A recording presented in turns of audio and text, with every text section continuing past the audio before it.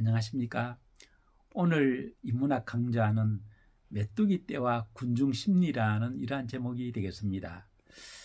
메뚜기 하면은 저도 어릴 때에 저희 집은 저 산언덕 위에 높은 곳에 있었는데 그 아래뜰 한참 내려가면 아래뜰이 있었습니다. 거기에 저희 논은 아니지만은 이제 여러분들의 그 논이 있었는데 뭐 논에서 메뚜기 잡는 것은 뭐 다른 분들도 이 저 논주인들도 반대하지 않았습니다. 메뚜기들이 배를 해치니까요. 그래서 늦은 가을에 서리가 올 때쯤이면은 큼직한 자루 하나씩 가지고 아침 일찍 가면은 베이싹이 안 보일 정도로 붙어 있습니다.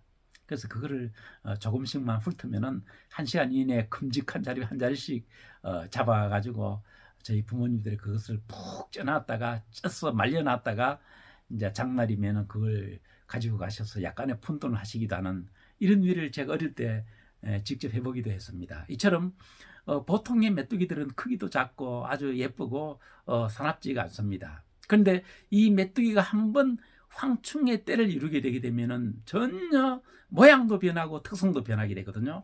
크기도 뭐 많은 큰 것은 한 10cm까지 자라기도 하고 아주 사나워지고 집단적인 행동을 하는 이제 이런 괴물 같은 이제 메뚜기가 되어버린단 말입니다. 학자들이 이 메뚜기가 어떻게 해서 황충이 되는가 하는 이것을 밝혀내는 이제 실험을 통해 밝혀내게 됐는데 이 순한 메뚜기들이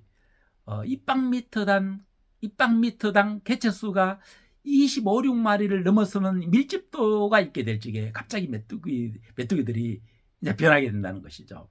그 순하던 메뚜기가 어느 정도 좁은 공간에서 좁은 면적 안에 많은 숫자가 모이게 될 적에 갑자기 난폭해지고 집단적인 행동을 하기 시작하면서 그때부터는 무지무지하게 이제 먹어치우게 되는 겁니다. 그러다 보니까 커지기도 커지고 난폭해지면서 여기저기 옮겨 다니면서 한 지역을 때에 따라서는 한 국가의 그 농업을 초토화시켜 버리는 이제 이러한 대재앙이 되기도 하는 것입니다. 역사적으로도요, 이 메뚜기의 재앙 때문에 한 국가가 아주 그 참 대재앙을 맞이했던 이런 역사가 미국에도 있었고 중국에도 있었고 심지어는 우리나라에도 전체적인 면은 아니지만 한 몇 년 전에 저 전남 어느 지역에서 메뚜기 떼가 황충으로 변해가지고 농민들이 큰 피해를 입었던 적이 있기도 했습니다. 자, 그러면은 이 메뚜기들이 이러한 이제 순하던 메뚜기가 어떤 밀집도를 통해 가지고 이제 황충이 되는 이런 과정을 이제 그까지는 밝혔는데 왜 그렇게 되는가까지를 정확히 밝혀내지 못했습니다. 거기에서 뭐 어떤 페로몬이 발산돼 가지고 메뚜기들이 갑자기 이상 증세를 보이기 시작했는지 그까지는 제가 아는 바로는 밝혀지지 않았습니다. 뭐 어떤 게 우리가 이렇게 생각할 수 있죠. 하등 동물이니까 이 홀로 있을 때와 많이 모였을 때는 막 이렇게 성격이 변해 가지고 많이 먹고 이러다 보니까 변할 수 있겠다. 또 이렇게 생각할 수 있겠지만은 이게 결코 메뚜기에게만 있는 현상은 아니거든요. 다른 동물들 중에서도 뭐 새들이라든가 뭐 어떤 사슴 종류라든가 외국 같은 경우에는 이렇게 집단이 되었을 적에는 개체로 있을 때 비해 가지고 생태와 특성이 전혀 변하는 이런 경우가 많이 있습니다. 과연 우리 사람들은 홀로 있을 때와 군중에 있을 때 별 다름이 없을까요? 여러분들 군중 심리학이라는 학문의 한 분야를 아시죠? 우리 사람들도 홀로 있을 때보다는 군중으로 많이 모였을 때는 생태와 특성이 전혀 변하는 이런 부분이 있기 때문에 이걸 연구하는 학문이 바로 이제 군중 심리학 아니겠습니까? 역사적으로도 사실은 이 인간의 군중 심리로 인해 가지고 역사적으로 큰 사건으로 큰 전쟁으로 이어졌던 경우도 있습니다. 여러분 2차 대전 잘 아시지 않습니까? 히틀러 나치 그 나치가 전 세계를 물론 일본하고 같이 이제 이 2차 대전에 1, 2차 대전에 참 종주 국가입니다만은 역할을 했는 국가입니다만은 특히 나치가 이 세계를 상대로 이러한 세계 전쟁을 벌일 수 있는 데는 전 국민적인 열화와 같은 그런 성원이 있었기 때문에 가능했던 것입니다. 그러면 독일 국민들은 어떤 이유에서 이 세계를 상대로 하는 이 비참한 전쟁을 어떻게 치르는 히틀러 나치를 그렇게 열성적으로 응원하게 됐을까요? 그것도 자기들의 생명을 바쳐가면서 자기들의 자녀들의 생명, 자신들의 생명, 자신들의 모든 피와 땀 재산을 바쳐가면서 이런 일을 하게 됐냐 이거죠.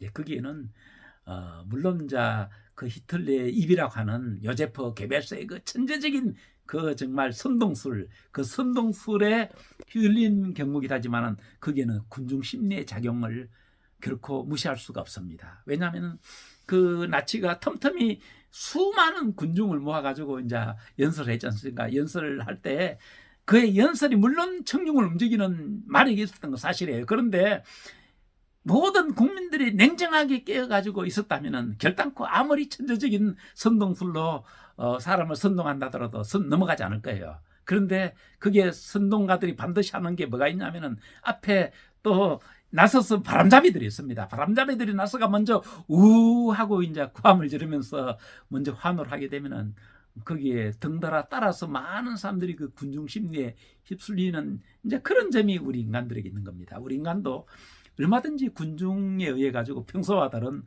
그런 상태가 될 수가 있습니다. 요즘은 그런 현상이 적은 줄로 알고 있습니다만 제 청년 때 저도 이제 예비군 훈련을 받을 때가 있었는데 그때 떠돌던 이런 말이 있습니다. 어느 누구든지 예비군복만 남자들은 예비군복만 입혀 나오면은 더한 사람도 없고 더한 사람도 없고 딱 한 모양이 되어버린다. 이제 이런 어떤 그런 말들이 나돌았습니다. 왜 그런 말이 나돌았냐면은 지금은 예비군 훈련 받더라도 대부분 개별적으로 자동차를 다 몰고 훈련장 가시지 않습니까? 근데 그때만 하더라도 너무 가난한 때여가지고 대부분 이제 버스라든가 뭐 경매 도시에서는 전철 타고 이제 예비군 훈련장으로 가게 되는데 예비군들끼리 마서먹이 모인 곳에 어쩌다가 일반 시민들 특히 이제 그 여성분들이 젊은 여성분들 오게 되면은 뭐 그때는 뭐 여성가족부 이런 것도 없고 인권 이런 거 참 아직까지 개념도 생기지 않을 때입니다. 그러다 보니까 상당히 예비군들이 짓궂은 장난들 하고 그랬나 봐요. 저는 결코 안 그랬습니다. 그분들이 개별적으로 있을 때는 다 가정이나 사회에서나 직장에서 점잖았던 분들이거든요. 그런데 예비군복만 입혀놓으면은 정말 그런 참 지금 같으면은 처벌받을 일이죠. 그런 일들을 하게 된 데는 그 예비군복을 입은 그 군중의 심리가 아니었나 제 개인적으로 생각을 해봅니다. 그런 옛날 일이 아니더라도요. 이 군중 심리 속에 휩쓸리면은 개인적으로 했을 때와 다르다는 것은 최근에 우리 여러 가지 현상을 통해서도 얼마든지 알 수가 있습니다. 야구 경기라든가 축구 경기장 같은 데서는 평소에 도저히 그럴 분이 아닌데 그런 데서 어이없는 행동을 해가지고 어떤 정말 참 많은 사람들이 폭력적인 그런 참 집단적인 폭력 사태가 일어나기도 하고 그러지 않습니까? 이런 모든 건 역시 그 군중 심리에 휘둘린 면이 없지 않거든요. 자, 그러면 제가 군중 심리에 대한 이제 말을 오늘 꺼내게 된 데는 이제 이유는 다른 데 있습니다. 이처럼 우리 인간도 상당히 지적이고 의식이 분명한 개별적인 인격체이지만은 이런 우리 인간이 많은 군중이 모인 그런 곳에서는 얼마든지 개인적인 이성이라든가 이런 참 그런 마음의 생각은 거의 참 뭐랄까요 그 중지가 돼버리고 군중심에 휘둘려 가지고 흥분되고 막 아드레날린에 막 이렇게 휩쓸려 가지고 막 자신도 모르는 말들을 참 막 개성을 질리대는 누구든지 이런 사람이 될 수가 있다는 것입니다. 따지고 보면 인간의 의식 구조도 매우 불안정한 구조죠. 개인적으로 있을 때보다 여러 군중들이 있을 때에 이렇게 평소와 전혀 다른 상태로 보인다는 것은 인간의 그 의식 상태가 지성의를 가졌다고 하지만 매우 불안정한 상태인 것을 우리가 알 수가 있는 것입니다. 우리 인간들에게 누구든지 있을 수 있는 많은 그 정신적인 어떤 상태가 있지 않습니까? 뭐 스톡홀름 증후군이라든가 뭐 확정 편향 증세라든가 뭐 가스라이팅이라든가 등등 이런 것은 특정한 사람이 아니라 어느 누구든지 크고 작은 차이는 있겠지만 어느 누구에게든지 이런 현상은 있을 수가 있는 것입니다.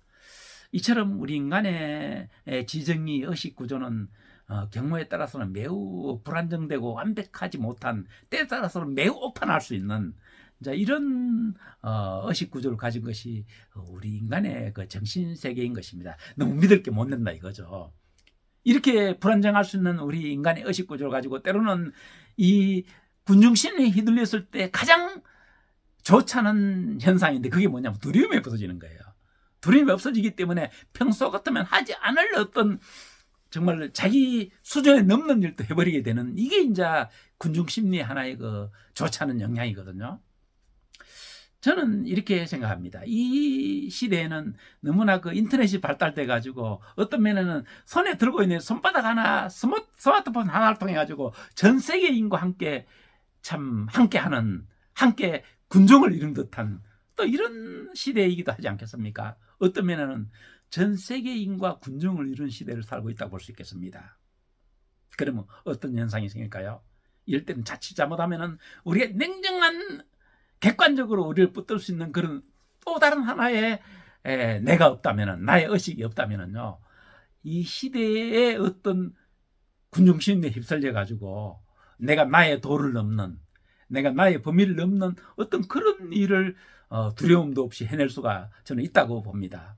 그것이 무엇인가 제가 구체적으로 밝히지는 않겠습니다. 그렇지만 인간의 한계를 넘는 일을 하기도 하고 도저히 맞지 않는 일인데도 불구하고 군중심리에 휩쓸려 가지고 어떤 정말 어떤 범위를 넘는 일을 해버리기도 하고 이런 모든 것들은 하나의 군중심리와 연관성이 있다고 생각합니다. 특히 뭐 우리나라에까지도 상당한 이슈가 되고 있습니다만은 뭐라 할까요? 그 뭐 옛날에는 남자와 여자만 결혼해야 정상이라고 하지 않았습니까? 그런데 지금은 그렇게 하면 그것 자체가 법적인 저촉이 될 수 있는 참 이런 시대가 돼버린 것도 저는 군중심리와 전혀 연관이 없다고 저는 보지 않는 것입니다. 이처럼 군중심리는 사람의 어떤 의식구조를 완전히 바꿔놔가지고 전혀 다른 사람이 되게 하고 때에 따라서는 두려움조차 없게 해가지고 인간의 한계를 넘는 그런 일까지도 두려움 없이 행하게 하는 이런 일을 하게 되는 게 군중심리 아닌가 이런 생각을 해보게 됩니다. 제가 오늘 이 말씀을 드린 이유는 우리 인간의 의식구조도 너무나 이렇게 불완전한 구조이니까 의식구조를 너무 지나치게 의존하지 말고 여기에 전적으로 무조건 맹정하고 따라가기보다는 나의 의식을 나의 또 다른 내가 곰곰이 살펴가지고 정말 과연 이것이 옳은 것인가 분별해서 온 세상의 흐름이라고 그냥 맹목적으로 따라가지 않고 개별적으로 냉정히 분석해서 올바른 길을 추구할 수 있는 이러한 우리 개인들이 현명한 우리 사람들이 되자는 의미에서 이런 말씀을 드렸습니다. 저와 여러분들에게 군중이 휩쓸려서 좋은 점도 있습니다. 힘을 얻고 그렇지만은 휩쓸려가 우리의 이성까지 차분한 이성까지 휘둘리지 않는 저와 여러분들이 되시기를 바라해서 오늘 이런 말씀을 드렸습니다. 감사합니다.